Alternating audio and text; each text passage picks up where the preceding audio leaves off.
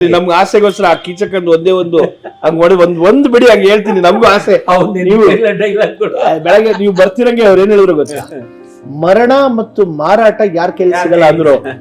ಎಂತ ಅದೊಂದು ಎಂತ ಅಲ್ಲ, ಮರಣ ಮಾರಾಟ ನಾ ಒಂದು ಉಲ್ಟಾ ಹೋಗ್ಬಿಟ್ರೆ ಎರಡು ಕೈಗೂ ಸಿಗಲ್ವಂತೆ. ನಾನು ಅದನ್ನು ಎಷ್ಟು ಡೆಪ್ತ್ ಇದೆ ಅವ್ರು ಹೇಳಿದ್ದು ಅಂತ ಆ ತರದ ಒಂದ್ 2-3 ಹೇಳಮ್ಮ, ನಮಗೂ ಕೇಳೋರ್ಗು ನೋಡೋರ್ಗು ಎಲ್ಲರಿಗೂ. ಅವು ಸಂದರ್ಭಾನುಸಾರವಾಗಿ ಬರ್ತಿರ್ತಾವ. ಅಲ್ಲ ಈಗ ಒಂದ್ ಬಿಡಿ ಅದು ಕೀಚಕನ್ ಓದಿದ್ ಒಂದು ಹಂಗ್ ಹೊಡಿರಿ ಹೇಳ್ತೀನಿ ನಿಮ್ಗೆ. ಮೋಹಿನಿ ಭಸ್ಮಾಸುರದಲ್ಲಿ ಭಸ್ಮಾಸುರನ ಪಾತ್ರದ ಒಂದು ತುಣುಕು. ಪ್ಲೀಸ್. ಪರಮೇಶ್ವರನ ಹತ್ರ ಭಸ್ಮಾಸುರ ಹೊರ ತಗೊಂಡ್ಬಿಡ್ತಾನೆ. ನಾನು ಯಾರು ತಲೆ ಮೇಲೆ ಕೈ ಇಡ್ತೀನೋ ಅವರು ಸುಟ್ಟು ಭಸ್ಮ ಆಗ್ತಾರೆ, ತಥಾಸ್ತು ಅಂತ ಹೇಳಿ ಪರಮೇಶ್ವರ ಮಾಯವಾಗ್ಬಿಡ್ತಾನೆ. ಅವಾಗ ಭಸ್ಮಾಸುರ ಮಾತಾಡ್ತಾನೆ, ಅವಾಗ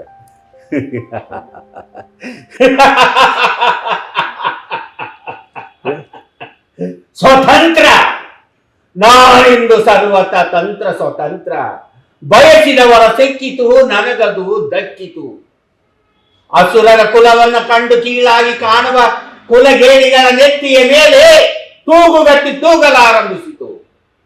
ಮೊದಲು ಭೂಲೋಕವನ್ನು ಸೇರಿ ಅಲ್ಲಿ ಕಂಟಕಪ್ರಾಯರಾದವರನ್ನು ಸುಟ್ಟು ಬೂದಿ ಮಾಡುತ್ತೇನೆ. ಆಮೇಲೆ ಸತ್ಯಲೋಕ, ಆಮೇಲೆ ದೇವಲೋಕ, ಆಮೇಲೆ ನನ್ನ ತಂದೆಯ ಲೋಕ.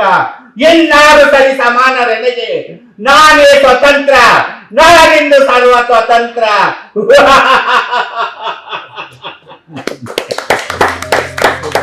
ಅಮ್ಮ ನರಗಳನ್ನೆಲ್ಲ ರೋಮಗಳು ನಿಂತ್ಕೊಂಡ್ಬಿಡ್ತು. ಕ್ಯಾಮ್ರಾ ಜೂಮ್ ಗಿಮ್ ಮಾಡಿದ್ರೆ ಎಲ್ಲ ಕಾಣಿಸುತ್ತೇನೋ, ನಮ್ಗಿರೋದೇ ಕಡಿಮೆ ರೋಮ. ಆದ್ರೂ ಈ ವಯಸ್ಸಿನಲ್ಲಿ ವಯಸ್ಸಂತ ಹೇಳಂಗಿಲ್ಲ ನಾವು.